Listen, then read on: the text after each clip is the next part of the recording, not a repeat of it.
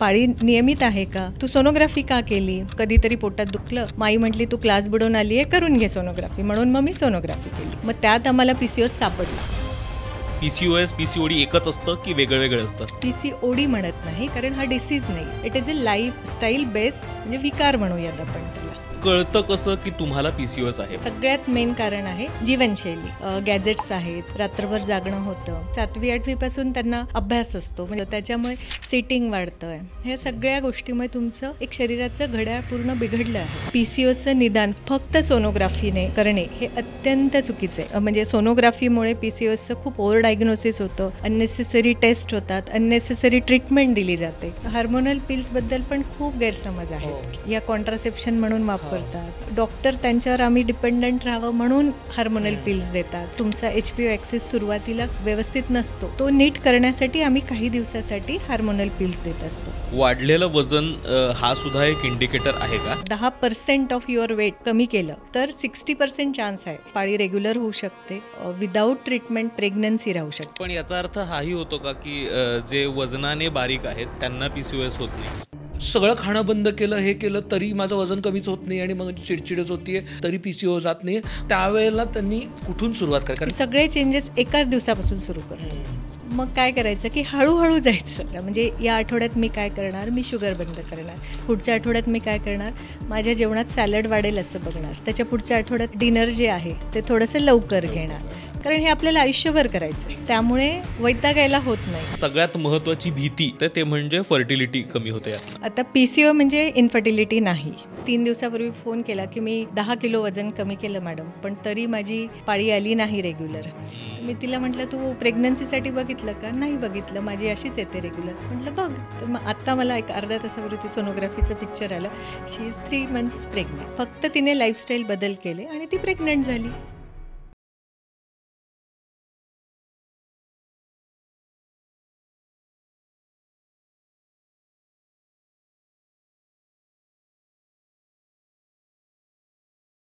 Hello hi hello नमस्कार. तुमच्या सगळ्यांचं मनापासून खूप खूप स्वागत आहे कॉटन किंग प्रस्तुत द मुक्तमुख शो म्हणजेच चॅटच्या या नव्या कोऱ्या एपिसोडमध्ये. आपण परवाच एक एपिसोड केला ज्याच्यामध्ये आपण थायरॉईडबद्दल बोललो, हार्मोन्सबद्दल बोललो, थोड्याशा लेट प्युबर्टीबद्दल बोललो. पण तेव्हा तुमच्या खूप जणांच्या कॉमेंट्स आल्या की प्लीज PCOSबद्दल बोला, PCODबद्दल बोला. आणि खरंच आपल्याला तो विषय घ्यायचा होता. खूप दिवस झालं आपलं कॉन्व्हर्सेशन चाललं होतं त्याबद्दल बोलायचं. आणि आज आपण खास PCOSबद्दल गप्पा मारणार आहोत. PCOS म्हणजे नक्की काय, तो काय असतो, तो लाईफस्टाईलचा आजार आहे का, तो बरा होतो का, तो आजार आहे का मुळात, आणि त्याचं डायरेक्ट कनेक्शन फर्टिलिटीसोबत आहे का, तुम्हाला PCOS झाला म्हणजे तुम्ही प्रेग्नंटच होऊ शकत नाहीत का, हे जे काही आपल्याला गंभीर प्रश्न पडतात ते आपण साध्या सोप्या भाषेत समजून घेण्याचा प्रयत्न करणार आहोत. आणि अर्थात त्याचसाठी आपल्यासोबत आले आहेत, नांदेडहून खास पाहुणे आलेले आहेत आपल्यासोबत. मॅम तुमचं खूप खूप स्वागत आहे.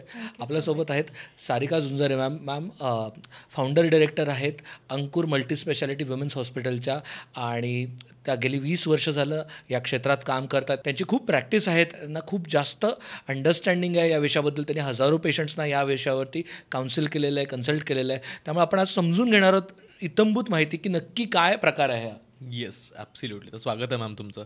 Thank you so much. मॅम, ज्यावेळेस आपण PCOS किंवा PCOD म्हणतो, म्हणजे आता जवळपास ज्या कुठल्या मुलीसोबत गप्पा मारल्या आणि थोडी ती ओव्हरवेट आहे असं तिला वाटलं, तर पहिली भीती वाटायला लागते की PCOS PCOD आहे का. म्हणजे आपण याच्या सगळ्याबद्दल सविस्तर चर्चा तर करूच आहेत, पण आता एक तो थोडा कॅज्युअली स्वतःला सेल्फ डायग्नोस आणि स्वतःला सेल्फ लेबल करण्याचं पण प्रमाण शहराकडे तरी काही प्रमाणात वाढतं आहे की अच्छा थोडं वजन वाढलं आहे, थोडे पिरियड्स इरेग्युलर आहेत, म्हणजे अरे बापरे PCOD आहे, PCOS आहे. तर मला बेसिक इथपासूनच सुरू करायचं आहे की कारण आत्ता हे नव्याने शब्द ऐकायला यायला लागलेत, PCOS PCOD. मला नाही वाटत माझ्या आईच्या जनरेशनला हा शब्दही माहिती होता. तर नेमकं PCOS म्हणजे काय, आणि PCOS PCOD एकच असतं की वेगळं वेगळं असतं? ॲक्च्युली PCOS आणि PCOD आणि आमच्याकडे किंवा जनरल पॉप्युलेशन त्याला PCOS पण म्हणतात. म्हणजे सुरुवातीला मला पण नव्हतं कळलं की PCOS काय, तर असं सुद्धा म्हणतात. हे ॲक्च्युली एका स्थितीचे वेगवेगळे नावं आहेत. आता PCOSमध्ये पहिले जसं तुम्ही म्हटलात की आईच्या जनरेशनमध्ये नव्हतं, तेव्हा पण होतं. त्याला स्टील लेव्हिन्थन सिंड्रोम असं म्हटलं जायचं, कारण त्या 2 अमेरिकन सायंटिस्टने त्याला पहिले त्याच्यावर खूप अभ्यास केला. पण जसं जसं आता सोनोग्राफी आली, हार्मोनल टेस्ट आल्या, त्याच्यामुळे त्या PCOSचं अंडरस्टँडिंग वाढत गेलं. मग असं लक्षात आलं की ज्या ओव्हरीमध्ये बदल होतात ते फक्त एक टिप ऑफ आइसबर्ग आहेत. म्हणजे ॲक्च्युअल जे बदल आहेत ते सगळे तुमच्या शरीरात मेटाबॉलिक बदल असतात. मग त्याच्यामुळे त्याला सिंड्रोम म्हटलं गेलं आहे. मग हे मेटाबॉलिक बदल कोणते? तर इन्शुलिन रेझिस्टन्स, म्हणजे तुमच्या सेल तुमच्या शरीरातल्या इन्शुलिनचं ऐकत नाही. हार्मोनल डिस्टर्बन्स होतात. अँड्रोजन म्हणजे मेल हार्मोन्सचं प्रमाण जास्त वाढतं. हे सगळे बदल होतात, म्हणून त्याला सिंड्रोम म्हणतात. सिंड्रोम म्हणजे काय? अनेक व्याधींचा संच किंवा ग्रुप ऑफ प्रॉब्लेम्स. तर म्हणून त्याला PCOS म्हणजे पॉलिसिस्टिक ओव्हॅरियन सिंड्रोम असं नाव आहे. आणि त्याला आता डिसीज म्हणत नाही, म्हणजे PCOD म्हणत नाही, कारण हा डिसीज नाही. It is a lifestyle based म्हणजे विकार म्हणूयात आपण त्याला. त्यामुळे त्याला PCOD आता म्हणत नाही, PCOSच म्हणतात. ओके. आणि काय कारणामुळे PCOS होतं? म्हणजे डायरेक्ट तो खरं तर खूप मूळ मुद्दा आहे, कारण सतत काहीतरी नवीन काहीतरी गोष्ट येते आणि मग सगळेजण त्याच्याबद्दल बोलायला लागतात आणि आपण इंटरनेटवर इंस्टाग्रामवर एखादी माहिती वाचली की मग असं वाटायला लागतं की अरे बापरे मलाही हे आहे का. तर PCOSच्या बाबतीतही असंच काहीतरी होतं, म्हणजे कारण त्याचे इतके वेरिड लक्षणं आहेत की त्यातलं एखादं लक्षण, त्यातले 2-3 लक्षणं तुम्हाला दिसायला लागली की तुम्हाला असं वाटू शकतं की अरे बापरे मी आहे का मला PCOS. तर एक तर काय कारणांमुळे होतं आणि लक्षणं सुद्धा काय काय असतात? कारणं म्हणजे आता PCOची कारणं हे मल्टीफोल्ड आहेत, म्हणजे एकच असं निश्चित कारण नाही आहे. सगळ्यात मेन कारण आहे एन्व्हायरमेंटल फॅक्टर, म्हणजे तुमच्या आजूबाजूची तुमची जीवनशैली. आता आपण बदललेली म्हणूयात किंवा बिघडलेली म्हणूयात, तर ही जीवनशैली. आता साधारणतः आपण बघतो बरे लेट नाईट्स आपल्याला होतात, गॅजेट्स आहेत किंवा स्क्रीन टाईम आहे, त्याच्यामुळे रात्रभर जागणं होतं. फास्ट लाईफस्टाईलमुळे खूप ताणतणाव झालं आहे, कॉम्पिटिशन झाली आहे. आता बऱ्यापैकी या ज्या मुली असतात, आधी मैदानी खेळ एक म्हणजे त्यांचा एक पार्ट होता लाईफचा, पण आता काय झालं आहे की 7वी-8वीपासून त्यांना अभ्यास असतो, म्हणजे अभ्यासाशिवाय दुसरं नसतं. त्याच्यामुळे सिटिंग वाढतं आहे, एक्झरसाईज कमी झाली आहे आणि खाण्याच्या बदललेल्या सवयी, म्हणजे घरचं अन्न बऱ्यापैकी म्हणजे आवड म्हणूयात किंवा अवेलेबिलिटी म्हणूयात, त्याच्यामुळे घरच्या अन्नाचा अभाव झाला आहे. मग बाहेरचं जे fried food, junk food, pastry, जास्त प्रमाणात गोड, ह्या सगळ्या गोष्टीमुळे तुमचं एक शरीराचं घड्याळ पूर्ण बिघडलं आहे आणि त्यामुळे याचा इन्सिडन्स म्हणूयात किंवा प्रमाण खूप वाढलं आहे. मला याच्यावरच थोडंसं एक हायलाईट करायचं, कारण आपण ज्या ज्या वेळेस कुठल्याही लाईफस्टाईल रिलेटेड आजारांबद्दल बोलतो किंवा व्याधींबद्दल बोलतो, त्यावेळेस कायम आपल्या बदलत्या जीवनशैलीबद्दल आपण बोलतो. पण थोडं आणखीन त्याच्या डीपमध्ये जाऊन आपण सांगू शकता का की नेमकं काय होतं की याच्यामुळे तुम्हाला PCOSकडे तुम्ही जाता? म्हणजे आता मला माहिती आहे की माझं रेग्युलर काम आहे, रोज संध्याकाळी मला लॉग आउट करायलाच 12 वाजणार आहेत, जे IT त काम करणारे लोक आहेत, कारण काहीही वेळांमध्ये काम करावं लागतं. त्याच्यानंतर मग जेवायचं आहे आणि मग झोपायला 2 होणार आहेत, 3 होणार आहेत. त्याच्यानंतर मग सकाळची वेळ चुकणार आहे उठण्याची, मग काहीतरी 9-10 वाजता उठणं होणार आहे. तर खरं तर माझ्या रुटीनवरती माझा कंट्रोल खूप कमी अंशी राहिला आहे. अशात मग काय पद्धतीनं ते कॉन्ट्रीब्यूट करतं? म्हणजे हे कळतंय की हे इम्पॅक्ट करतंय, पण कसा इम्पॅक्ट करतं?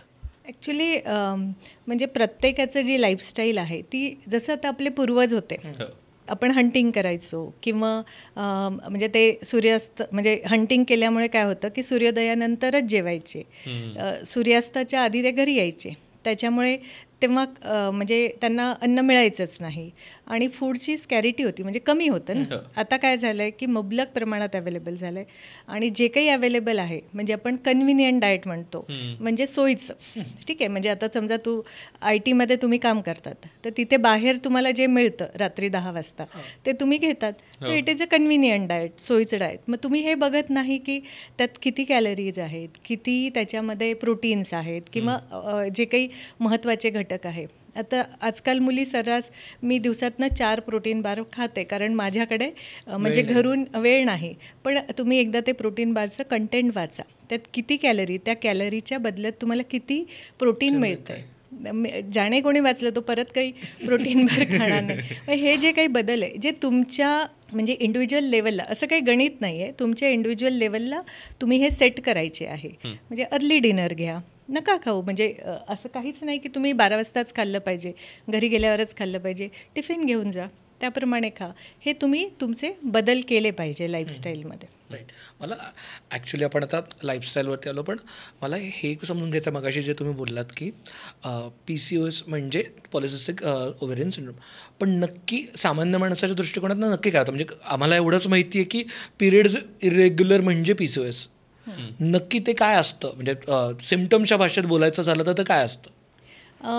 आता आपण मेनली पाळी नॉर्मली कशी येते ते बघूयात आणि मग आपण PCOS बघूयात. चालेल. आता नॉर्मली काय होतं, एक खूप छान ऑर्केस्ट्रा चालू असतो हार्मोन्सचा आपल्या शरीरामध्ये. हा सुरू होतो ॲडोलसन्स टू मेनोपॉज, म्हणजे किशोरवयीन अवस्था टू मेनोपॉज. ठीक आहे. म्हणजे त्याला आम्ही आमच्या भाषेत HPO ॲक्सिस म्हणतो, म्हणजे हायपोथॅलॅमो पिट्युटरी ओव्हेरियन ॲक्सिस. ठीक आहे. हे सगळं एका तालात आपल्याला न कळत सुरू असतं. मग महिन्याला काय होतं, म्हणजे एक साधारणतः मुलगी जन्माला येते तेव्हा एक तिच्या ओव्हरीमध्ये 1.5 ते 2 मिलियन एग्ज असतात. आणि एक नॉर्मल ॲनाटॉमी बघितलं तर एक युट्रस असतं आणि ओटीपोटात 2 छोट्या छोट्या ओव्हरीज असतात. मग या ओव्हरीमधनं महिन्याला एक साधारणतः 4 ते 5 एग्ज रिट्रीव्ह होतात किंवा आपण म्हणू बनायला सुरुवात होते. आणि त्यातलं एक मोठं होतं, ते फुटतं, त्याला आपण ओव्हुलेशन म्हणतो. ओव्हुलेशन नंतर प्रोजेस्ट्रॉन हार्मोन्स तयार होतात. या दरम्यान काय होत असतं की युट्रसमध्ये एक लेअर तयार होत असतो. म्हणजे समजा हे फुटलेलं एक फर्टिलाइज झालं तर ते त्या युट्रसमध्ये जाऊन रुजतं किंवा त्याचा गर्भ तयार होतं, त्याला पोषक वातावरण होतं. पण गर्भ नाही झाला तर मग हे जे युट्रसची लेअर आहे ती जी वाहून जाते त्याला आपण मेन्सेस म्हणतो किंवा पाळी म्हणतो. बरोबर. हे झालं नॉर्मल फिमेल्समध्ये. आता PCOSमध्ये काय होतं, हे सगळे जे हार्मोनल बदल झालेले असतात त्याच्यामुळे जे महिन्याला प्रत्येक ओव्हरीमध्ये 4-5 एग्स तयार होतात, पण त्यातलं कोणतंच मोठं होत नाही. ठीक आहे. एक फुटत नाही, ओव्हुलेशन होत नाही, त्याच्यामुळे प्रोजेस्ट्रॉन हार्मोन्स येत नाही, म्हणून त्यांना पाळी अनियमित येते. आणि ओव्हरीत काय होतं, हे जे छोटे छोटे एग्ज आहेत ते सगळे साचून राहतात, ओव्हरी त्याने व्यापली जाते आणि ओव्हरीचा आकार मोठा होतो. मग सोनोग्राफीत आपल्याला दिसतं PCO लाईक पिक्चर, म्हणजे छोटे छोटे हे पाण्याच्या बुडबुड्यासारखे म्हणजे आपण बबल्स म्हणूयात तसं सोनोग्राफीत दिसतं. तर त्याला म्हणजे त्याच्यामुळे त्याला PCOSचं लेबल होतं. ठीक आहे. आणि त्यामुळे आता हे सारखं सुरू राहिलं, म्हणजे दर महिन्याला सेम चक्र सुरू राहिलं तर मग त्या ओव्हरीचा आकार अजून वाढतो, हार्मोन्सचे प्रॉब्लेम अजून वाढतात, इन्शुलिन रेजिस्टन्स अजून वाढतो. म्हणजे एक माइल्ड फॉर्म ऑफ PCOS तीव्र किंवा सिव्हिअर फॉर्ममध्ये बदल होतो. हे ॲक्च्युली सायंटिफिक बदल होतात PCOSमध्ये. आणि तुम्ही म्हणालात की किशोरवयीन मुलींना जनरली पिरियड चालू होतात आणि त्याच्यानंतरच्या इरेग्युलरिटी आणि त्याचं कारण आपण बोलतो. साधारणतः असं मानलं जातं की 8 ते 12-13पर्यंत पाळी येणं स्वाभाविक आहे. सो जनरली बऱ्याचदा आम्ही मागच्या एपिसोडमध्ये पण बोललो की 11व्या-12व्या वर्षी जर नाही आले मुलीला पाळी तर आई घाबरते, लगेच मग डॉक्टरांकडे झालं आणि मग PCOS आहे का काय अशी भीती. सो पाळी लेट येणं आणि ह्याचं काही कनेक्शन आहे? नाही, अजिबात नाही. 15 वर्षापर्यंत मुलीला पाळी आली तरी चालते, फक्त तिच्यात काही बदल घडले पाहिजे. त्याच्यामुळे तुम्ही वाट पाहू शकतात 15व्या वर्षापर्यंत. आणि त्याचा आणि PCOSचा काही संबंध नाही. जे उशिरा पाळी आली म्हणजे तिला PCO झालं असं नसतं. ओके. आणि आत्ता आपण याच्याबद्दलच बोलतो, तर कळतं कसं की तुम्हाला PCOS आहे? म्हणजे त्याच्या डायग्नोस्टिक काही टेस्ट असतात किंवा लक्षणांमधनं तुम्हाला कळू शकतं, कारण वेगवेगळ्या कारणांमुळे काय पिरियड्स डिले होणं वगैरे वगैरे गोष्टी कदाचित स्वाभाविक असू शकतील, पण ते परत सेम इंटरवलने होत असतील तशाच गोष्टी. तर डायग्नोस्टिकसाठीचे काय क्रायटेरियाज आहेत, म्हणजे ऑब्झर्व जे करता येतील आणि टेस्टसुद्धा कुठले असतात? कारण हा डायग्नोस्टिक मला वाटतं खूप महत्त्वाचा मुद्दा आहे, कारण खूप लोक फक्त लक्षणं आहेत म्हणून स्वतःला PCOS आहे असं लेबल लावतात. तर ते मेडिकली सुद्धा डायग्नोज कसे करावे? मी म्हणजे सायंटिफिकच बोलते, कारण जे काही ऑथेंटिक आहे ते सगळ्यांना कळावं म्हणून बोलते. आता PCOS बद्दल म्हणजे डायग्नोसिससाठी खूप सारे कन्फ्युजन्स होते म्हणूयात आपण. तर 2023 साली एक इंटरनॅशनल PCOS गाईडलाईन्स आल्या आहेत. ह्या एव्हिडन्स बेस्ड गाईडलाईन्स आहेत. म्हणजे जवळपास देशात म्हणजे 72 देशातल्या सायंटिस्टने मिळून, म्हणजे आमच्या वेगवेगळ्या ज्या सोसायटीज आहेत त्यांनी मिळून ह्या गाईडलाईन्स हे केल्या. त्यांनी 3 पॉईंट्स दिलेत. म्हणजे जर हे 3 पॉईंटपैकी 2 पॉईंट असतील तर PCOS समजावा. आता ह्यातला पहिला पॉईंट आहे की इरेग्युलर मेन्सेस किंवा अनियमित पाळी. दुसरा पॉईंट आहे आणि ज्यावेळेस आपण अनियमित म्हणतो त्यावेळेस किती काळासाठी अनियमित? म्हणजे आता नॉर्मल पाळी साधारणतः 25 ते 35 दिवसाची आपण नॉर्मल पाळी म्हणतो. याच्या पलीकडे असेल तर त्याला ॲबनॉर्मल म्हणजे अनियमित पाळी म्हणू शकतो आपण. एखाद्या वेळेला म्हणजे काही स्ट्रेस आला किंवा काही चेंजेस आहे, एक्झाम आहे, तर दुसऱ्या वेळेला अनियमित झाली तर त्याला अनियमित पाळी म्हणत नाही. पण हे सारखं सारखं होतं आहे तर आपण त्याला अनियमित पाळी म्हणतो. कन्सिस्टंटली इरेग्युलर असेल तर. करेक्ट. म्हणजे हे सारखं होतं आहे, कन्सिस्टंटली होतं आहे, तर आपण त्याला इरेग्युलर. म्हणजे पहिला पॉईंट झाला तुमचा इरेग्युलर मेन्सेस. दुसरा पॉईंट आहे की मेल हार्मोन्सचं शरीरातलं प्रमाण जास्त. म्हणजे आता हे कसं कळणार? तर काही टेस्ट आहेत आणि बाकी गोष्टी तुम्हाला फिमेलला बघितल्यावर कळतं. म्हणजे फिमेलच्या शरीरात मेल हार्मोन्स जास्त असल्यामुळे मेल पॅटर्नमध्ये काही चेंजेस होतात. म्हणजे डोक्याचे केस कमी होतात, अनावश्यक भागांमध्ये केस किंवा हेअर्स वाढतात, जसे अप्पर लिप आहे, चीन आहे, ॲबडॉमन, चेस्ट आणि थाईजवर हे म्हणजे एक्सेसिव्ह हेअर ग्रोथ होते. इवन ॲक्नी, पिगमेंटेशन ह्या सगळ्या गोष्टी वाढतात. तर हे झाला सेकंड पॉईंट. थर्ड पॉईंट येतो आहे सोनोग्राफी. आता सोनोग्राफी कशी करायची हे सुद्धा इंटरनॅशनल गाईडलाईनने खूप स्पेसिफिक केलं आहे. म्हणजे सोनोग्राफीला आम्ही जो प्रोब वापरतो, म्हणजे ज्याच्याने सोनोग्राफी करतो त्याला प्रोब म्हणतो, तो प्रोब हा हाय फ्रिक्वेन्सी प्रोब असला पाहिजे. म्हणजे 8.5 मेगाहर्ट्सपेक्षा जास्त त्याची म्हणजे रेझोल्युशन असलं पाहिजे असा प्रोब वापरला गेला पाहिजे. म्हणजे ट्रान्सव्हॅजायनल सोनोग्राफी केली गेली पाहिजे, योनी मार्गातनं सोनोग्राफी केली पाहिजे. म्हणजे करतात ओव्हरीवरनं ती नाही. म्हणजे आता साधारणतः हे जे 3 पॉईंट्स असतील तर ह्यातले 2 पॉईंट असेल तर तुम्ही म्हणू शकतात की PCOS आहे. तर तू टेस्टबद्दल बोललास, तर आता पहिली इरेग्युलर पाळी असणे, याला कोणती टेस्ट करायची गरज आहे का? सेकंड, मेल हार्मोन्स जास्त असणे, तुम्हाला बघितलं की कळतं की शी इज हॅव्हिंग हर्सिटिझम किंवा जे काही आहेत चेंजेस आहेत. म्हणजे जनरली असं काही खूप मोठ्या डायग्नोस्टिक टेस्ट करायची गरज नसते PCOSमध्ये. आणि तुम्ही जे विचारलं मला की ॲबडॉमिनल सोनोग्राफी करत नाही का, म्हणजे खूप म्हणजे मला आवर्जून सांगावं असं वाटतं की हा खूप मोठा प्रॉब्लेम आहे सध्या. आमच्याकडे मुली येतात साधारणतः, म्हणजे तुम्ही म्हणू शकतात की आठवड्यातनं 2 तरी मुली येतात. मुली, त्यांचे पॅरेंट्स येतात. खूप मोठी फाईल असते सोनोग्राफीची. सगळ्या पॅथीची ट्रीटमेंट झाली असते, म्हणजे आयुर्वेदिक, ॲलोपॅथी, होमिओपॅथी सगळं झालेलं असतं. खूप असं मोठं संकट असल्यासारखे ते येतात. काय होतं आहे बाळा तुला? तर मला PCOS आहे. ती 15 वर्षाची मुलगी, तिला काय कळतं? मला PCOS आहे. पण तुला त्रास काय? नाही, मला PCOS आहे. मग आम्ही जेव्हा डिटेल निगेटिव्ह हिस्ट्री विचारतो की पाळी नियमित आहे का? हो, नियमित आहे. काही त्रास आहे का? नाही, काही प्रॉब्लेम नाही. बरं, मग तू सोनोग्राफी का केली? तर काहीतरी आईबरोबर गेली होती, मला पण कधीतरी पोटात दुखलं, मग आई म्हटली तू क्लास बुडवून आली आहे, करून घे सोनोग्राफी. म्हणून मग मी सोनोग्राफी केली. मग त्यात आम्हाला PCOS सापडला. हे असं त्याचं निदान होतं. तर म्हणजे मला PCOSचं निदान फक्त सोनोग्राफीने करणे हे अत्यंत चुकीचं आहे. आता 3 क्रायटेरियापैकी 2 असल्या तर PCOS. फक्त सोनोग्राफीने आपण PCOS लेबल करू शकत नाही. आणि तरुण मुलींच्या ज्या ओरीज असतात त्या वाढत्या ओरीज असतात, त्या मल्टीसिस्टिक दिसतात.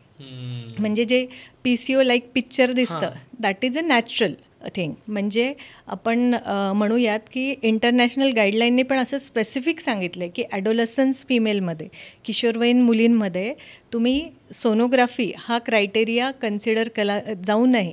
म्हणजे हे असं स्पेसिफिक केलं आहे. पण तरीसुद्धा म्हणजे PCOमुळे खूप म्हणजे सोनोग्राफीमुळे PCOSचं खूप ओव्हर डायग्नोसिस होतं, अननेसेसरी टेस्ट होतात, अननेसेसरी ट्रीटमेंट दिली जाते. तर त्यामुळे तुम्ही तुमच्या कन्सल्टंटला भेटा आणि मगच सेल्फ डायग्नोसिस. खूपच मोठा ट्रूथ बॉम्ब आहे. मला आठवतं मी लहान असल्यावर मी टीनेज असल्यापासून माझी बहीण किंवा आजूबाजूच्या लोकांचं इतकं ऐकलं की सगळ्यांचं डायग्नोसिस हे फक्त आणि फक्त त्या सोनोग्राफी USG रिपोर्टवरूनच व्हायचं. कारण का बाकी तर सगळं नॉर्मल असायचं, पण USG रिपोर्टच वरती हे केलं जायचं. बापरे. आता कोणत्याही इंटरनॅशनल गाईडलाईन्स येतात त्याच्यामागे खूप अभ्यास झालेला असतो. म्हणून त्यांनी एवढं स्पेसिफिकली सांगितलं आहे की ॲडोलसन्स फिमेलमध्ये सोनोग्राफी हा क्रायटेरिया पकडू नये. दुसरी गोष्ट आहे की ह्या 3 पैकी 2 असेल तर PCOS, एक जरी असेल तरी PCOS नाही. ओके. मला हाच मुद्दा थोडा पुढे एक्सटेंड करत हे विचारायचं आहे की ठीक आहे, मान्य की आता या लक्षणांमधनं कुणाला तरी कळलं की मला PCOS आहे. काय सोनोग्राफी असेल किंवा बाकी दोन्ही लक्षणं असतील. याचा परिणाम काय होतो, म्हणजे नेमकं होतं काय? कारण सगळ्यात महत्त्वाची भीती जी कायम लोकांना वाटते ते म्हणजे फर्टिलिटी कमी होते यातनं. म्हणजे एक तर त्यातही किती तथ्य आहे की फर्टिलिटी कमी होते आणि नेमका परिणाम काय होतो. म्हणजे कारण PCOS हे लक्षण आहे इतर पुढे होणाऱ्या मोठ्या त्रासांचं, की हा स्वतःच एक आजारासारखं त्याला ट्रीट केलं पाहिजे, याच्याबद्दल थोडं बोललो आपण. आता PCO म्हणजे इन्फर्टिलिटी नाही, ठीक आहे. म्हणजे it is one of the cause of infertility. पण म्हणजे जसे बाकी कॉज ट्रीट होतात तसं हे पण ट्रीट होतं. आता जेव्हा आम्ही फर्टिलिटीसाठी बघतो फिमेल्सच्या, तेव्हा आम्ही काय बघतो की एक तर पहिला प्रश्न तुम्ही जसं म्हटलं तसं पाळी अनियमित झाली किंवा कधी कधी ह्या मुलींना गोळी घेतल्याशिवाय पाळी येत नाही, तर मग हिला प्रेग्नन्सीच राहणार नाही. आणि त्याप्रमाणे खूप सारे कुटुंबात आम्ही तणाव बघतो. इवन डिवोर्स किंवा घटस्फोटापर्यंत पण गोष्टी जातात. म्हणजे आम्ही ह्या सगळे आम्हाला डील कराव्या लागतात क्लिनिकल प्रॅक्टिस. म्हणजे ॲज अ डॉक्टर नाही, पण एक काउन्सिलर म्हणून पण आम्हाला ह्या डील कराव्या लागतात. दुसरं येतं, बऱ्याच जणांचं म्हणणं असतं नाही हिची पहिले पाळी नियमित करून द्या, मग आम्ही प्रेग्नन्सीचं बघतो. असं नसतं. आपल्याला दोन्ही गोष्टी हँड इन हँड जावं लागतं. म्हणजे ओव्हुलेशन झालं तरच तिला प्रेग्नन्सी राहणार, तरच तिची पाळी नियमित होणार. म्हणून PCOS आणि म्हणजे जर तुम्हाला बाळ हवं असेल तर आपल्याला ओव्हुलेशन स्टडी वगैरे करावे लागतात. अजून एक प्रकार बघतो आम्ही, म्हणजे मॅडम मी माझी आवडती नोकरी सोडली, मला खूप आवडायची, पण मी आता PCOवरच कॉन्सन्ट्रेट करणार आहे. म्हणजे 1.5 वर्ष मी काहीच करणार नाही, फक्त PCO कॉन्सन्ट्रेट करणार. आणि म्हणजे सगळं त्या PCOवर म्हणजे फोकस केला जातो. किंवा ग्रामीण भागातल्या काही महिला येतात, त्यांना त्यांचे सासरचे सांगतात की ह्या 1.5 वर्षात हिला प्रेग्नन्सी राहिली तर ठीक आहे, नाही तर मग आम्ही दुसऱ्या लग्नाचं बघणार आहोत. म्हणजे असं सुद्धा आम्ही बघतो. म्हणजे किती ताण येत असेल त्या मुलींवर विचार करा. म्हणजे याच्यात परत आलं की जसं म्हणजे HPO ॲक्सिस, तुमचं मन चांगलं किंवा तुम्ही हे असाल, स्टेबल असाल, तर तुम्ही तुमचं शरीर पण ट्रीटमेंटला साथ देतं. मग कधी कधी PCOSमध्ये वजन कमी झालं की तुम्हाला प्रेग्नन्सी राहते, म्हणजे आपोआप राहते विदाऊट मेडिकल घेता, ठीक आहे.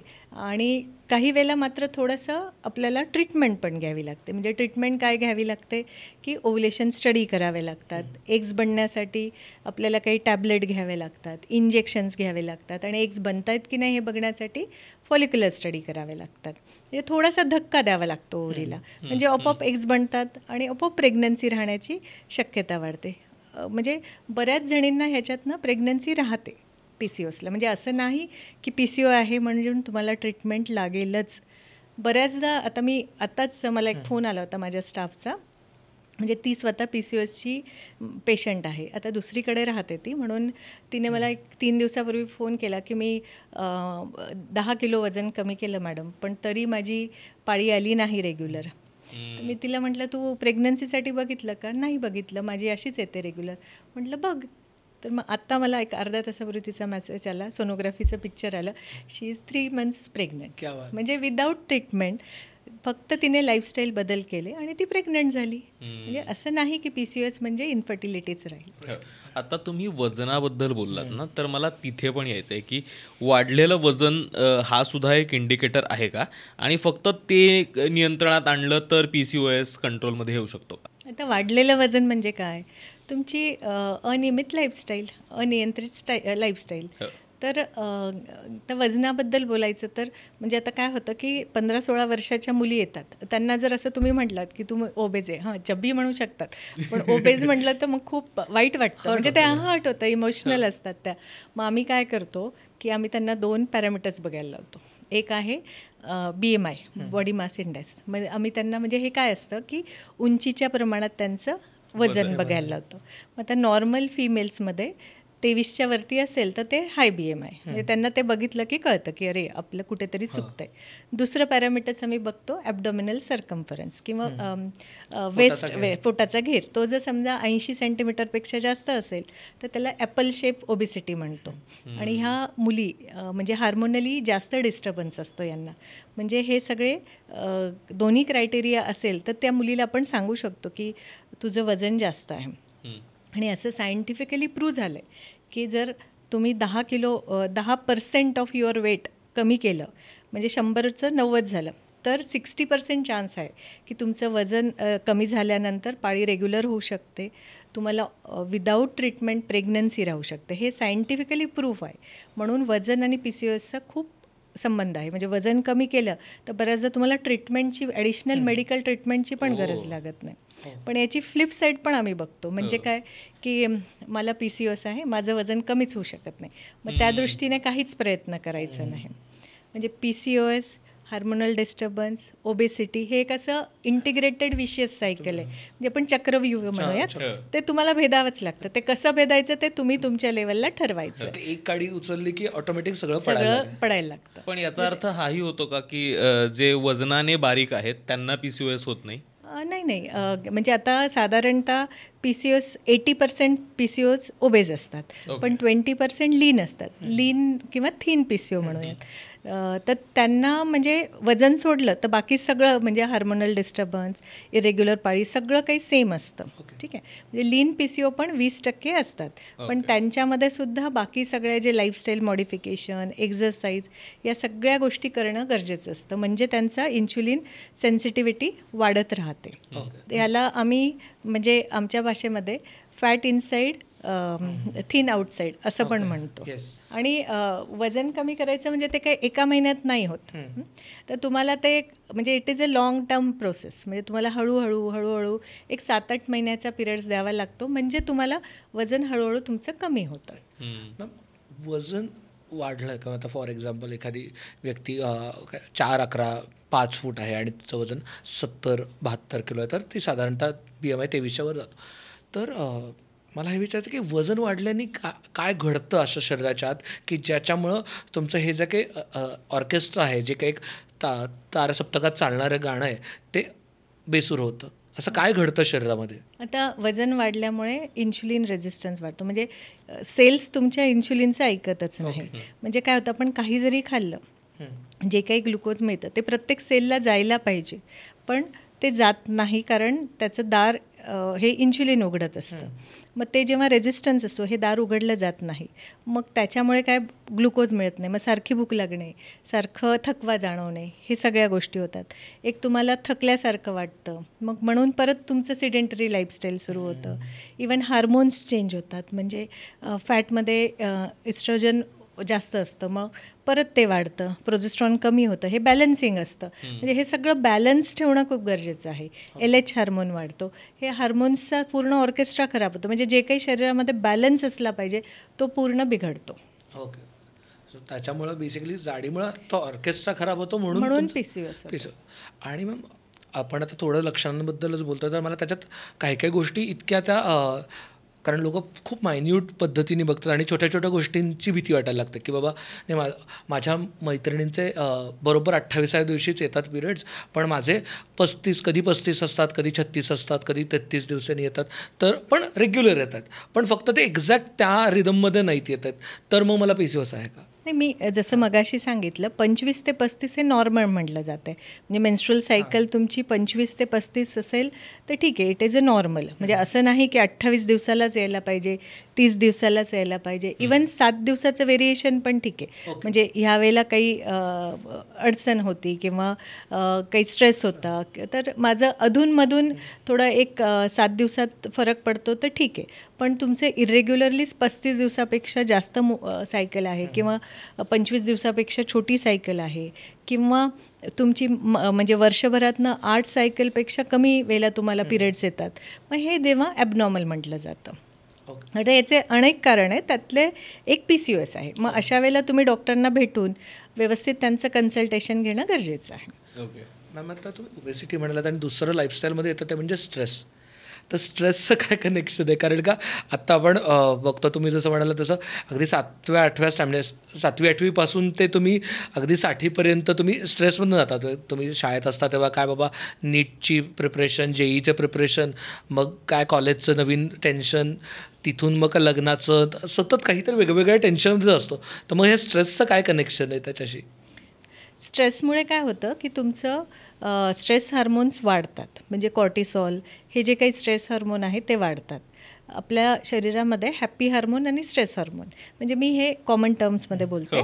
तर ह्याचा बॅलन्स असतो. जेव्हा स्ट्रेस हार्मोन वाढतात, नॅचरली इन्शुलिन रेझिस्टन्स वाढतो, अजून शरीरात बरेच हार्मोनल बदल होतात आणि त्यामुळे म्हणजे परत ओबेसिटी वाढते, अजून काही तुमच्या हृदयावर बाकी बदल सुरू होतात आणि हे विसियस चक्र आहे. तर त्याच्यामुळे आपल्याला काय करावं लागेल, हॅपी हार्मोन्स वाढवावे लागतील. मग हॅपी हार्मोन्स कसं वाढवायचे, तर एक आहे की तुमची झोप व्यवस्थित पाहिजे. सगळ्यात महत्त्वाचं आणि सगळ्यात डाऊन रेटेड आहे झोप. तुमची 7 ते 8 तास झोप झाली पाहिजे. म्हणजे काय होतं की मेलॅनिन नावाचं जे बॅलन्सिंग हार्मोन आहे ते तुमचं व्यवस्थित राहतं. हे सगळा स्ट्रेस ते बॅलन्स करतं. दुसरी गोष्ट आहे की तुमचं फ्रेंड सर्कल, म्हणजे आता तुमचे जे काही जवळचे आहेत, म्हणजे फॉर एक्झाम्पल तुमची फॅमिली, म्हणजे माहेरची असू दे सासरची असू देत, तुमचे क्लोज फ्रेंड सर्कल, तुमचे कलिग्स, या सगळ्यांबरोबर तुमचे चांगले संबंध पाहिजे. सुदृढ म्हणतो ना आपण नातेसंबंध पाहिजे.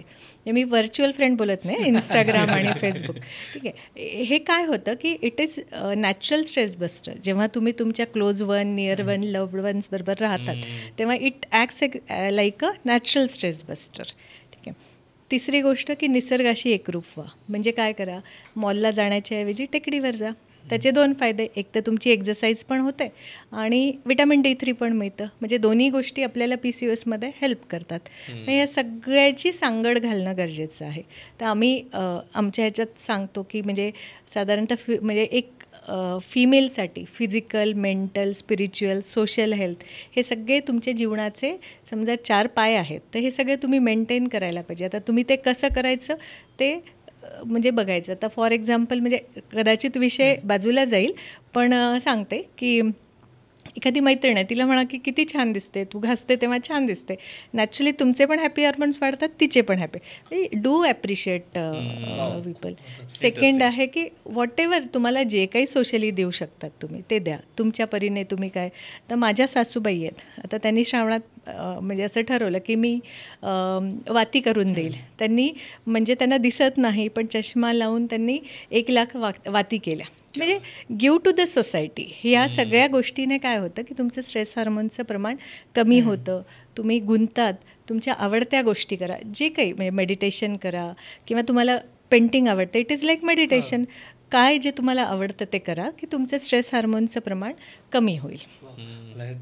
इतकं आता वेगळ्या पद्धतीने हिट होतं आहे, कारण का 8वी 9वी 10वीचा असा काळ असतो की जेव्हा तुमच्या शाळेनंतर तुम्ही वेगवेगळ्या ट्युशन्सला जाता, त्या JEE नीटच्या एक्झामच्या प्रिपरेशन चालू होतात. त्याच्यात काय होतं, तुमची झोप नीट होत नाही. सकाळी कारण ती 12 तास अभ्यास करते, तर मग मी पण 12 तास अभ्यास करणार. मग झोपा नीट होत नाहीत, खाणं नीट होत नाही, त्याच्यामुळं स्ट्रेस वाढतो, त्याच्यामुळं सोशल कॉन्टॅक्ट कमी होतो, बोलायचं नाही, कारण घरी पटपट येऊन अभ्यास. म्हणजे ह्या सगळ्या ज्या काय आपण धावपळ करतो आहे ते कुठंतरी ह्या पद्धतीने आपल्याला इम्पॅक्ट करतं आहे. हे या पद्धतीने PCOकडे कधी बघितलं नव्हतं मी.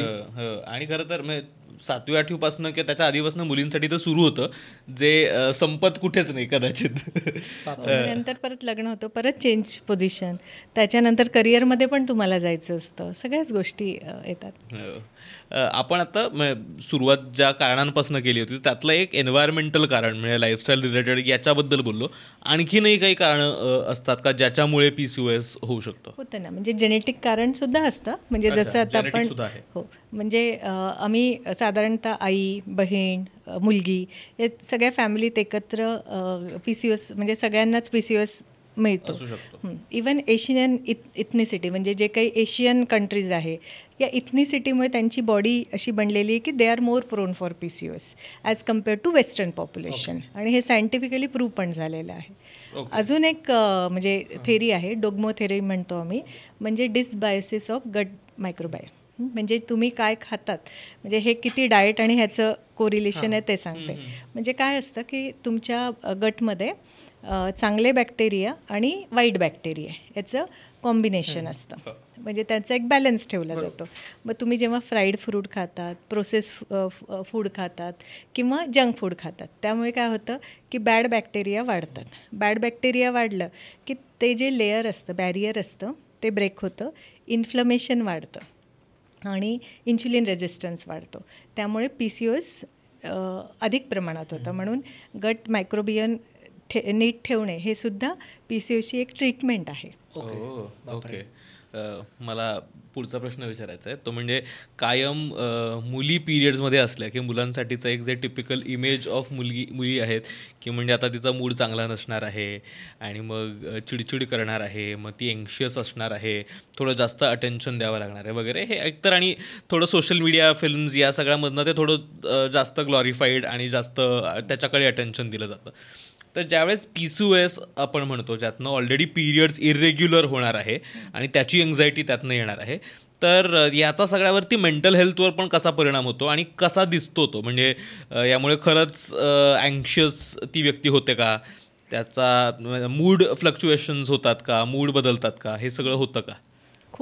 खूप महत्त्वाचा प्रश्न आहे आणि कोणीही त्याबद्दल बोलत नाही आणि इट इज रिअल. काय होतं की जसं पाळी अनियमित होते, तुमचे हार्मोनल डिस्टर्बन्स वाढते, प्रोजेस्ट्रॉन डिफिशियन्सी होते, त्यामुळे ब्लोटिंग होतं, त्यांना खूप खावंसं वाटतं. मग जंक फूड खाणे, गोड खाल्लं, फ्राईड खाल्लं की त्यांना बरं वाटतं, म्हणजे स्वतःला त्यांना बरं वाटतं. पण मग त्यामुळे काय होतं, परत तुमचं लाईफस्टाईल बिघडते, तुमचं वजन हे होतं आणि हे VCS सायकल सुरू राहतं. तर हा एक प्रॉब्लेम होतो. दुसरी गोष्ट, त्यांना कॉस्मेटिकली ह्या मुलींना थोडंसं म्हणजे एक्सटर्नल ॲपिरन्स, आता ह्या वयात कसं असतं, छान दिसावं, छान प्रेझेंटेबल राहावं, मी स्किनी राहावं, ठीक आहे, छान छान कपडे घालता यावं असं वाटत असतं. पण PCOमुळे बऱ्यापैकी बाह्य स्वरूप बदलतं. मग त्यामुळे तो जो एक कॉन्फिडन्स असतो तुमचा समाजात वावरण्याचा, स्वतःबद्दलचा, तो कमी होतं. मग अशा मुली हळूहळू आयसोलेट होतात, मिक्स होत नाही. एक कुठेतरी भीती असते, माझे पिरियड कधी येतील मला सांगता येत नाही. पिरियड आले समजा आता 2-3 महिन्याने आले तर कधी कधी खूप हेवी पण जातात. मग त्यांची ट्युशन्स बुडतात, शाळा बुडतात, म्हणजे अकॅडमिकली पण त्या थोड्या थोड्या मागे पडायला लागतात. मग त्यामुळे त्यांच्या मेंटल याच्यावर खूप परिणाम होतो. मग त्याच्यासाठीच आपण हे सगळ्या गोष्टी ज्या आहे लाईफस्टाईलच्या, म्हणजे कधी कधी गरज पडली तर आपण कन्सल्टंटची नक्कीच मदत घ्यावी त्या विषयातल्या, आणि लाईफस्टाईल चेंजेस जी काही मी डिस्कस झाले ते सगळं फॉलो करणं खूप गरजेचं आहे. कुठेतरी त्या सेल्फ ब्लेमच्या सर्कलमध्येच चालू होतात. आणि तुम्ही म्हणाला तसं बऱ्याचदा हे असं उलटं पण होत असेल ना, कारण का मी खूप प्रयत्न करते, म्हणजे मी बऱ्याचदा जेव्हा कॉलेजमध्ये होतो तेव्हा बघितलं की माझ्या काही मैत्रिणी होत्या की त्या खूप प्रयत्न करायच्या, पण ते काही वजन कमी होत नव्हतं आणि मग त्यांनी ते गिवअप केलं. मग मी सगळं खाणं बंद केलं, हे केलं, तरी माझं वजन कमीच होत नाही आणि मग चिडचिडच होती आहे आणि मग तरी PCO जात नाही आहे. मग मला हवं आहे ते खातं, मग राहू दे, गेलं खड्ड्यात ते, माझं मी खायला लागते, असं पण कुठेतरी होतं का? आणि मग त्यावेळेला त्यांनी कुठून सुरुवात करा, कारण का त्यावेळेला when they are at the bottom end त्यांना भीती वाटते की आता मी सगळं करून झालं, काही होत नाही आहे.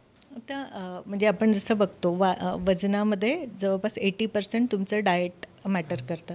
जे what you eat is what you are, म्हणजे तुम्ही जे खातात त्याप्रमाणे तुमचं पूर्ण शरीर असतं. तर वजन करायचं म्हणजे काय खूप फॅन्सी करायचं का, म्हणजे काहीतरी खूप एक्स्ट्रा ऑर्डिनरी करायचं का, तर असं काही नसतं. तुम्ही डाएट करायचं म्हणजे काय करायचं, जे तुम्ही रोज खाऊ शकतात, नियमित खाऊ शकतात, जे तुम्ही आयुष्यभर खाऊ शकतात, असं डाएट करायचं. म्हणजे ते काय होतं की कंटिन्यू राहतं. जसं तुमच्या फ्रेंडने सोडलं असं नाही करायचं. काय होतं की जे ड्युरेबल नसतं ते म्हणजे सस्टेनेबल नसतं. ते तुम्हाला रोजच्या रोज जे मिळेल, तुमच्या इझिली मिळेल अशा गोष्टी, जे लोकल सिजनल अशा गोष्टी खा तुम्ही. तर एक रफली, म्हणजे आता मी डायटिशियन नाही आहे, पण रफली आम्ही पेशंटला जे सांगतो ते सांगतो की एक तुमची समजा जेवणाची प्लेट आहे, डिवाइड इट इंटू 3. एक भाग तुमचा सॅलड असला पाहिजे, फायबर्स असले पाहिजे, त्याच्यामध्ये सॅलड, फ्रूट्स, भाज्या असं असलं पाहिजे. दुसरा भाग हा प्रोटीन असला पाहिजे आणि तिसरा भाग कार्बोहायड्रेट असला पाहिजे. आता हे कार्बोहायड्रेट पण कसे घ्यायचे याचं स्पेसिफिक PCOSमध्ये म्हणजे रिकमेंडेशन्स आहेत की ही लो ग्लायसेमिक कार्बोहायड्रेट पाहिजे. लो ग्लायसेमिक कार्बोहायड्रेट म्हणजे काय, ते कार्बोहायड्रेट घेतल्यानंतर तुमच्या शरीरातली शुगर हळूहळू वाढेल, एकदम पीक नाही होणार. ठीक आहे, म्हणजे जो 1/3 कार्बोहायड्रेट घेणार तो सुद्धा तुम्ही लो ग्लायसेमिक इंडेक्स असलेला घेतला पाहिजे. कन्व्हिनियंट डाएट अवॉइड करायचं, बाहेरचं अवॉइड करायचं. आणि ह्याच्यामध्ये सगळ्यात जास्त रोल येतो पॅरेंट्सचा पण. आता कसं असतं, ह्या मुलींना तुम्ही कितीही सांगितलं तर त्या नाही कंट्रोल करू शकत, तर मग पॅरेंट्सने पण त्याचं माइंडफुली ठेवणं खूप गरजेचं आहे. म्हणजे तुमच्या घरात किती बेकरी प्रोडक्ट्स येतात, किती बिस्किट्स येतात, तुमच्या किती डब्यामध्ये लाडू चकली आहे, हे सगळं बघणं आहे. तुम्ही कितीदा आउटिंगला जातात, किती आईस्क्रीम खातात, हे सगळ्या गोष्टीवर पॅरेंट्सचा कंट्रोल पाहिजे. अशाने काय होतं, पॅरेंटने एक तुमची लाईफस्टाईल ठरवली तर काय होतं की एक तर त्यांची इन्व्हॉल्वमेंट वाढते, त्या मुलीला मेंटल सपोर्ट पण मिळतो आणि सगळी फॅमिली हेल्दी होणार. याचं नुकसान काहीच नाही, सगळी फॅमिली हेल्दी होणार, हेल्थ प्रती अजून अवेअर होणार. तर त्यामुळे ह्या सगळ्या गोष्टी खूप गरजेच्या आहेत. आणि वजन जसं म्हटलात तुम्ही की माझ्या मैत्रिणींनी सोडून द्यायचं, काय करतो आपण की सगळे चेंजेस एकाच दिवसापासून सुरू करतो. तर मग काय करायचं की हळूहळू जायचं. म्हणजे साधारणतः तुम्ही आधी एका आठवड्याला एक चेंज करा. म्हणजे या आठवड्यात मी काय करणार, मी शुगर बंद करणार किंवा कमी करणार, व्हॉटेवर. नंतर पुढच्या आठवड्यात मी काय करणार, माझ्या जेवणात सॅलड वाढेल असं बघणार. त्याच्या पुढच्या आठवड्यात मी काय करणार की माझं डिनर जे आहे ते थोडंसं लवकर घेणार. ठीक आहे, असे हळूहळू चेंजेस तुम्ही करत गेलात, कारण हे आपल्याला आयुष्यभर करायचं आहे. तर त्यामुळे हे जास्त वैतागायला होत नाही. म्हणजे ते असं होतं, नाहीतर मग काहीच करायचं नाही. तर हळूहळू तुम्ही चेंजेस करा. या ह्याच्यातच ना डाएटमध्ये ना इंस्टाग्रामवरती खूप साऱ्या PCOS डाएट नावाच्या अशा रील्स येत असतात, वेगवेगळे हे येत असतात की काय ग्लुटन फ्री, शुगर फ्री, काय फक्त फ्रूट्सचं डाएट, अशा बऱ्याच गोष्टी येत असतात. तर तुम्ही आता जे सांगितलं त्याच्यात प्रोटीनवरती तुम्ही थोडासा फोकस केला.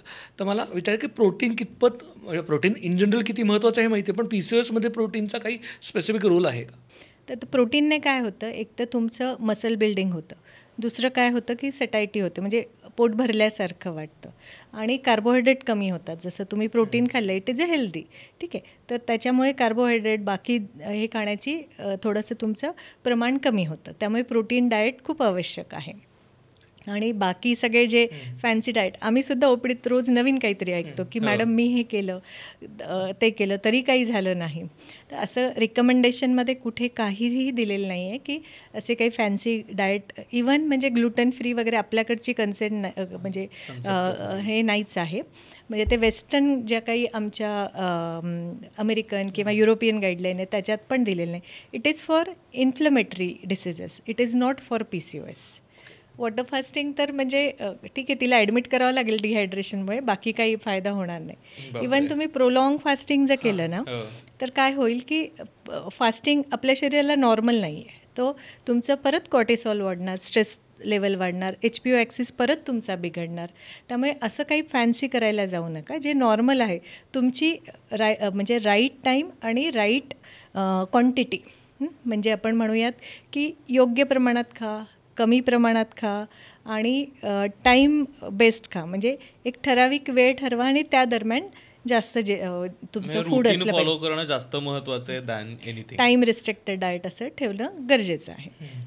कारण हे लक्षात ठेवावं लागेल की हे आपल्याला रोज करायचं आहे, म्हणजे 1-2 दिवस नाही करायचं, हे आपल्याला आयुष्यभर करायचं आहे. एक म्हणजे माझी जुनी पेशंट होती, ती लग्न झाल्यावर नंतर तिच्या सासू सासऱ्यांना माझ्याकडे घेऊन आली.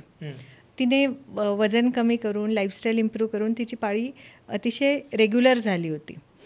तर म्हणजे सासू सासऱ्यांना घेऊन येण्याचं तिचं कारण होतं की मी जे तिला सुरुवातीला कॉन्सिल केलं होतं ते तिच्या इनलॉजसोबत मी करावं असं तिचं मत होतं.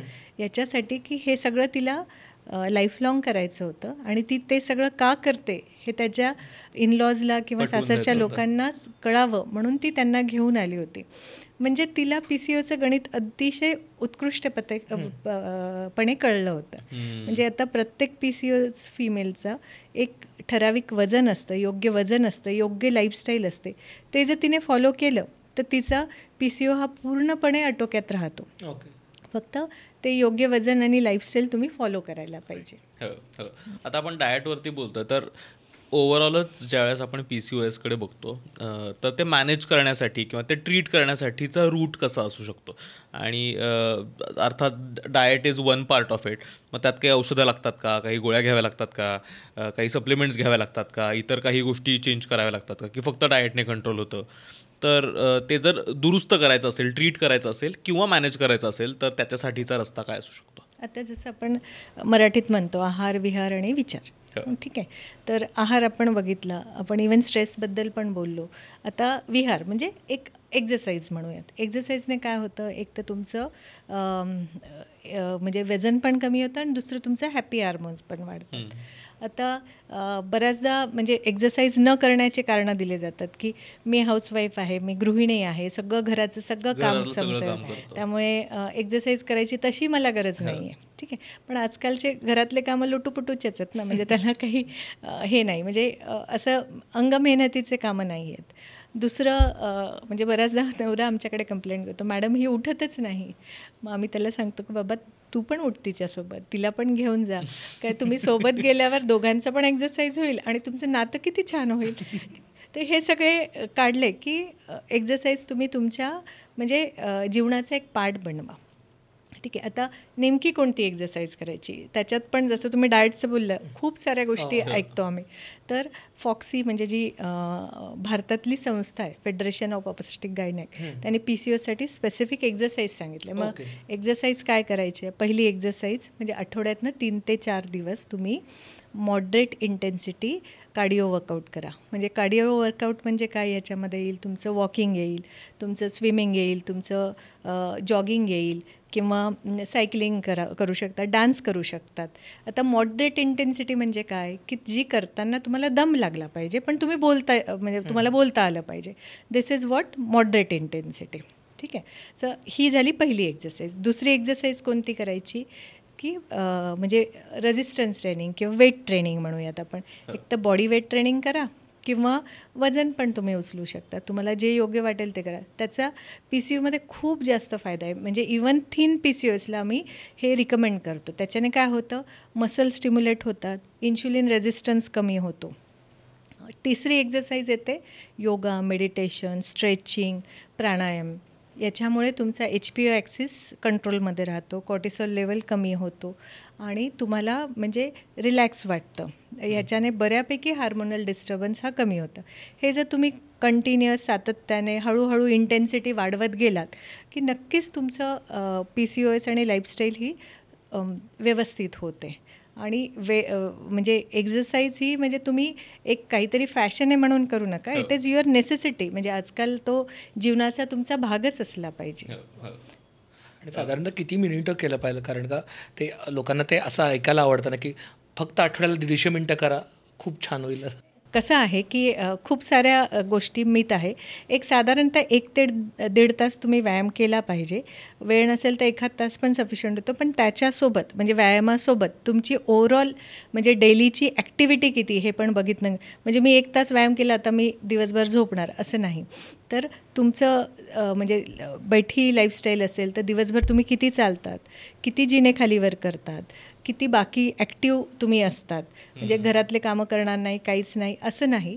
तर तुमची लाईफस्टाईल पण एकंदर ही ॲक्टिव्ह राहिली पाहिजे, ते महत्त्वाचं आहे. म्हणजे एक्झरसाईज कराच पण त्याबरोबर तुमची ओव्हरऑल लाईफस्टाईल ही ॲक्टिव्ह पाहिजे. ॲक्टिव्हिटी वाढली तर सगळ्याच गोष्टी थोड्या कमी होतील. कारण अभ्यासाच्या ह्याच्यात किंवा ऑफिसमध्ये पण लोक 12-12 तास बसून असतात, त्यामुळे पण ते म्हणजे आता जिना चढा लिफ्ट वापरण्यापेक्षा, समजा तुम्ही फोनवर बोलतायत, चालत चालत बोला, ह्या सगळ्या गोष्टी तुम्ही करू शकतात. ओके, एक्सरसाइज तर हा एक पार्ट झाला ट्रीटमेंटमधला. तर आणखीन काय काय म्हणजे डाएट मॅनेज करणं त्याबद्दल बोललो, एक्सरसाइजबद्दल बोललो, आणखीन काय पद्धतीनं ते मॅनेज किंवा बरं करता येतं किंवा गोळ्या घ्याव्या लागतात का? आता मी जसं सांगितलं की आता काय होतं की नेमकं पेशंट काय सिम्पटम्स घेऊन आलेत, म्हणजे काय तिला त्रास आहे त्याप्रमाणे मॅनेजमेंट ठरतं. म्हणजे समजा आता एखादी मुलगी आली, तिची पाळी अनियमित आहे, खूप हेवी तिला त्रास होतो आहे. एकतर ह्या मुलींना म्हणजे पाळी आल्यावर एक दडपण असतं, त्यात ह्या सगळ्या गोष्टी होतात. मग त्यामुळे मग आम्ही त्यांना काही शॉर्ट ड्युरेशनसाठी हार्मोनल पिल्स देतो. ठीक आहे, हार्मोनल पिल्सबद्दल पण खूप गैरसमज आहेत की हार्मोनल पिल्स सेफ नसतात, या कॉन्ट्रासेप्शन म्हणून वापरतात, त्याची सवय लागते, डॉक्टर त्यांच्यावर आम्ही डिपेंडंट राहावं म्हणून हार्मोनल पिल्स देतात. असं काहीच नाही. हार्मोनल पिल्स हा आत्ता ज्या नवीन सगळ्या पिल्स आहेत ह्या लो डोस असतात, अतिशय सेफ असतात. त्यामुळे तो तुमचा HPO ॲक्सिस सुरुवातीला व्यवस्थित नसतो, तो नीट करण्यासाठी आम्ही काही दिवसासाठी हार्मोनल पिल्स देत असतो. ओके. नंतर समजा आता एखाद्या मुलीला तिच्या एक्सटर्नल ॲपिरन्सबद्दल म्हणजे अडचण वाटते, जसं हेअर ग्रोथ आहे त्याच्यामुळे वाटतंय, पिंपल्स आहेत त्याच्यामुळे वाटतंय, तिला आम्ही काही अँटी अँड्रोजन, इन्शुलिन सेन्सिडायझर ह्या सगळ्या टॅबलेट्स पण देतो. इवन टेम्पररी म्हणजे हे झालं आपण तेवढं क्युअर करण्यासाठी, अँड्रोजन लेवल कमी करण्यासाठी, आणि जे काही ऑलरेडी ग्रोथ आहे त्याच्यासाठी लेझर ट्रीटमेंट, वॅक्सिंग, थ्रेडिंग हे पण त्यांना सांगितले जातात. मेंटल हेल्थ प्रॉब्लेम असेल तर त्याप्रमाणे मेडिकल हेल्प घेतली जाते. या सगळ्या गोष्टी आपण त्यांना देऊ शकतो. ओके. मला वजनावरून आणखीन एक विचारायचं आहे. ते म्हणजे आत्ता नव्याने मुंजारो आणि यासारखे जे औषधं आली आहेत ज्यामधनं लोक वजन रॅपिडली कमी करण्याचा प्रयत्न करतात, आणि आता ते इंडियन मार्केटमध्ये सुद्धा खूप इझिली अवेलेबल व्हायला लागलं आहे, लोक त्याच्याबद्दल बोलायला लागली आहेत. ते वापरणं आणि ते वापरून वजन कमी करणं, कारण तो त्यातल्या त्यात सोपा रस्ता वाटतो ना. म्हणजे असं कुठलेच वजन वाढलेली माणसं होणार नाही की त्यांनी वेगवेगळ्या गोष्टी ट्रायआउट केल्या नाही. तर ही पण ट्राय करून बघू आणि त्यातनं वजन कमी करून बघू. त्याचा PCOS वर परिणाम पॉझिटिव्हली निगेटिव्हली कसा होऊ शकतो?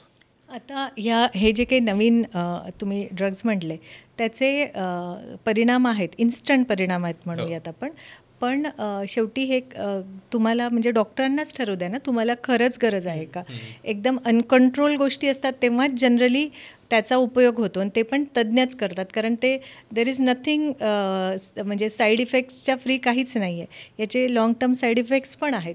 फॅशन म्हणून घेऊ नका, तुम्ही तज्ज्ञांकडे जा आणि खरंच गरज असेल तर घ्या. आपण प्रेग्नन्सीबद्दल तर बोललो की नॉट नेसेसरीली प्रेग्नन्सी आणि PCOS तितके रिलेटेड आहेत, म्हणजे कन्सिव्ह होऊ शकतं. त्यातलाच एक प्रश्न पडतो, ते म्हणजे मग PCOS असेल तर मग IVFच करावं लागेल आणि नॅचरल कन्सिव्ह करता येणार. त्यात कितपत तथ्य आहे? कारण ज्या वेळेस काय प्रेग्नन्सी नॅचरली राहत नाही आहे त्यासाठी मग आधी PCOS तुमचं करेक्ट करा, नाहीतर तुम्हाला IVFच करावं लागेल, या सगळ्या कॉन्व्हर्सेशन्समध्ये लोक अडकतात. तर त्याबद्दल थोडं बोलू शकलो आपण. म्हणजे साधारणतः 80% फिमेलला एकतर लाईफस्टाईल मॅनेजमेंटने विदाऊट मेडिकल एड्स प्रेग्नन्सी राहू शकते. म्हणजे फक्त वजन कमी केलं तर प्रेग्नन्सी राहते. दुसरं आहे की जसं मी सांगितलं की थोडा धक्का द्यायचा आणि साधारणतः फॉलिक्युलर स्टडी, गोळ्या, टॅबलेट्स घ्यायच्या, प्रेग्नन्सी राहते. 20% जणांना ज्यांना IVF लागते PCOS, त्यांच्यात अजून काही फॅक्टर असतात, जसे मेल फॅक्टर असतं, इन्फेक्शन असतं, त्यामुळे लागू शकते. पण ॲज सच PCOमुळेच IVF लागतं असं नसतं. मी एक दुसरा अँगल थोडा मांडते. आता मी एक फर्टिलिटी कन्सल्टंट आहे, तर माझ्याकडे आता ज्या काही फिमेल्स येतात, म्हणजे आता सध्या सगळ्यात प्रॉब्लेम काय आहे की एक साधारणतः 30% फिमेल्सचे एग्स कमी असतात, त्यांचं AMH लेवल कमी असतं. हे सगळं जे काही पोल्युशन, मायक्रोप्लास्टिक, अर्बनायझेशन याच्यामुळे हा प्रॉब्लेम होतो आहे. लो रिझर्व आम्ही म्हणतो त्याला, म्हणजे त्यांचं जे वय असतं त्या मानाने त्यांचा एग्सचा साठा कमी असतो. इवन भारताचं मेनोपॉजचं वयसुद्धा बाकी अलीकडे सरकलं आहे. तर हा खूप म्हणजे मोठा प्रश्न आहे. पण PCOS म्हणजे ज्या काही पेशंट आहेत त्यांना हा प्रॉब्लेमच नसतो, कारण त्यांच्याकडे भरपूर एग्ज असतात. म्हणजे आम्ही ज्यांचे लो रिझर्व आहे, ज्यांना एग्स कमी आहे, त्यांना काय सांगतो की you prioritise your pregnancy over other factors. म्हणजे तुमचं करिअर वगैरे थोडंसं बाजूला असू द्यात, आधी प्रेग्नन्सीसाठी बघा, मातृत्वाला थोडंसं प्राधान्य द्या, किंवा तुमचे एग्स तरी फ्रीज करा. ठीक आहे. PCOS फिमेल्समध्ये एग्स खूप असल्यामुळे त्यांनी थोडंसं करिअर जरी बघितलं, थोडं उशिरा जरी प्रेग्नन्सी राहिली तरी काही प्रॉब्लेम नाही. ठीक आहे. हा खूप पॉझिटिव्ह गोष्ट आहे. आम्ही असं म्हणतो की PCOS इज जॅकपॉट, म्हणजे तुमच्याकडे एग्स भरपूर आहे, त्यामुळे प्रॉब्लेमच नाही. तर हा पण आपण त्यांना कन्वे करणं खूप गरजेचं आहे. पॉझिटिव्ह मुद्दा पहिल्यांदाच या पर्स्पेक्टिव्हने PCOS कडे बघताना पाहिलंय. कारण तुम्ही हे चेंज करू शकत नाही. म्हणजे तुम्ही you cannot increase your number of eggs, हे तुमचं जेनेटिकच असतं. ठीक आहे. म्हणजे तुम्हाला फक्त एवढंच करता येतं की जे काही एग्ज आहेत ते तुम्ही यूज करा प्रेग्नन्सीसाठी. ठीक आहे. म्हणून म्हणजे ऑलरेडीच जर एग्स कमी असेल तर त्याला काही खूप ट्रीटमेंट नाही आहेत. तुम्ही मगाशी बोलता ना 1-2 गोष्टी बोललात की B12, D3 आणि ॲनिमिया.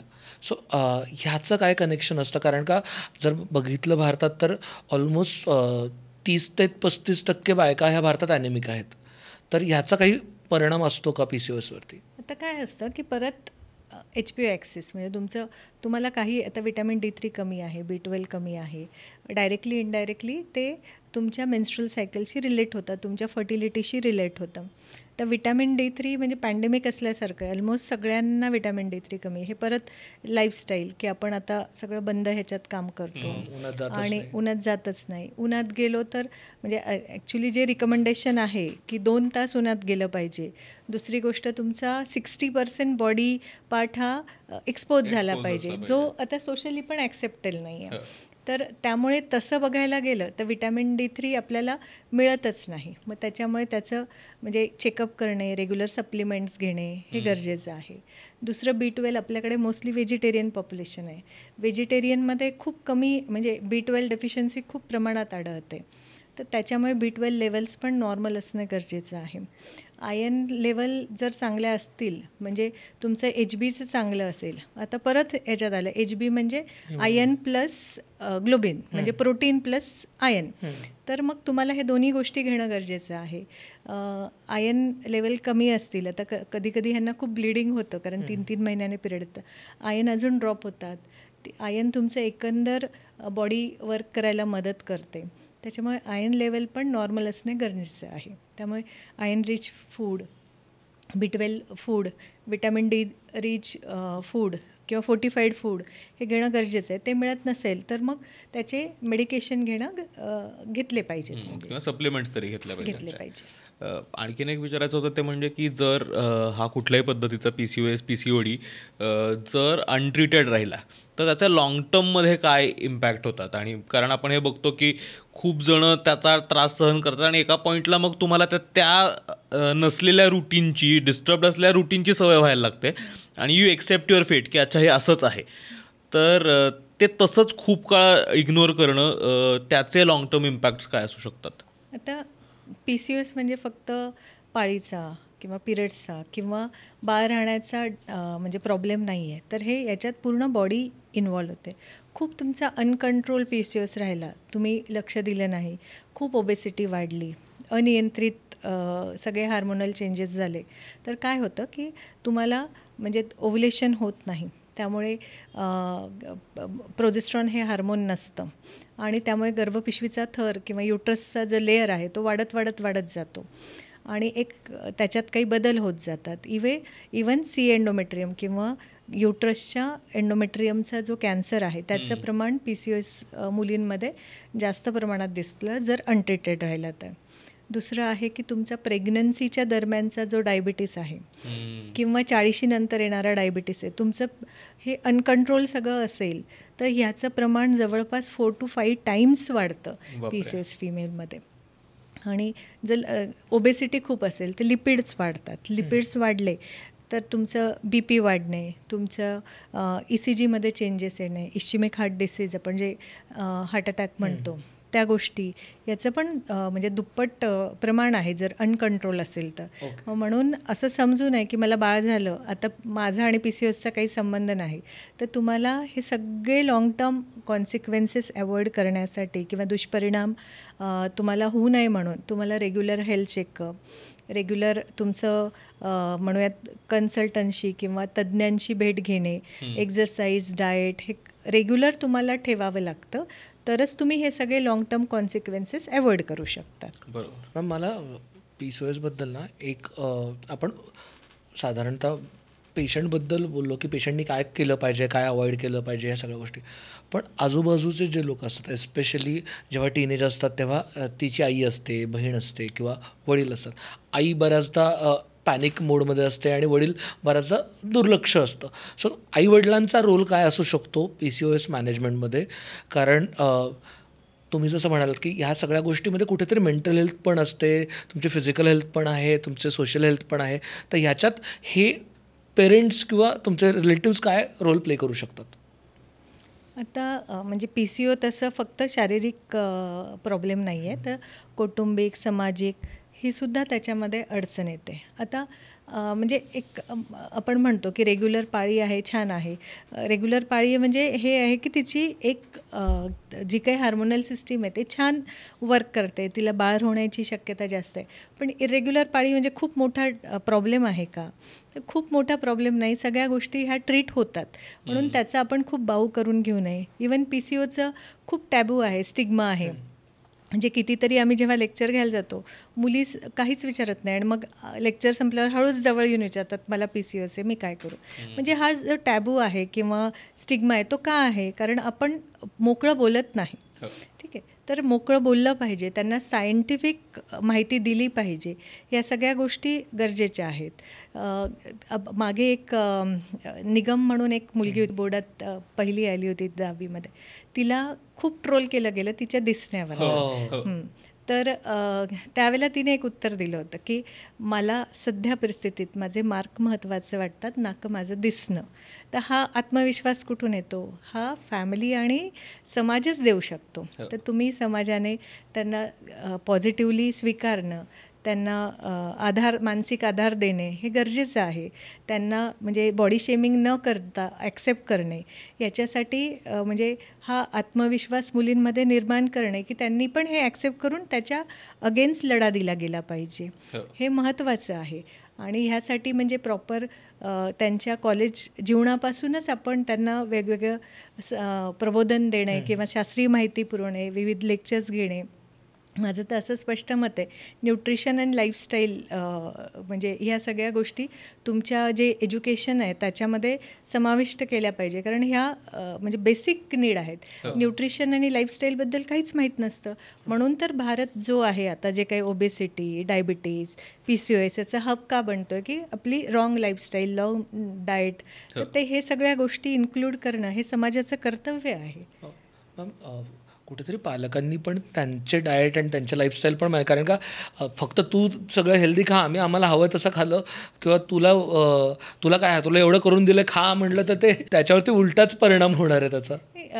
कसं आहे की तिला एकटीला फक्त डाएट आणि बाकी सगळ्यांनी चमचमीत खायचं, तर ते शक्यच नाही ना. आणि मेंटली पण ते किती डिस्टर्बिंग्स आहे. आणि त्याच्याशिवाय जर समजा पालकांनी त्याच्यात ॲक्टिव्ह भाग घेतला की ठीक आहे आपण सगळे मिळून करूयात, हेल्दी डाएटचे पण खूप सारे पर्याय आहेत, तर ते सगळं घरानेच सुरू केलं तर त्याचा फायदाच आहे.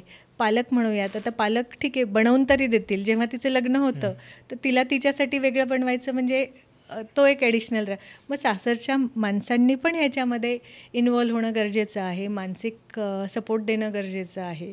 हे सगळ्या ज्या गोष्टीचा चेंज झाला तरच त्या मुली अधिक आत्मविश्वासाने उभ्या राहू शकतात. PCOचा साठी जे काही डाएट आणि लाईफस्टाईल हे आहे, आता एक एक्झाम्पल सांगते की जे काही म्हणजे साधारणतः आमच्याकडे काही फॅमिली येतात, मॅडम आमच्या घरचे लोकच सगळं काम संपून 11 वाजता येतात, मग आम्ही 11 वाजता जेवतो, तुम्ही आम्हाला किती जरी सांगितलं की लवकर जेवा पण आम्ही नाही जेवू शकत. तर हे जर तुम्ही व्यवस्थित ॲज अ फॅमिली सपोर्ट देऊन सांगितलं ठीक आहे तुला गरज आहे लवकर जेवण्याची, you finish your dinner by 6, आम्ही आल्यावर वाटल्यास तू जागी राहा, आम्हाला वाढून दे.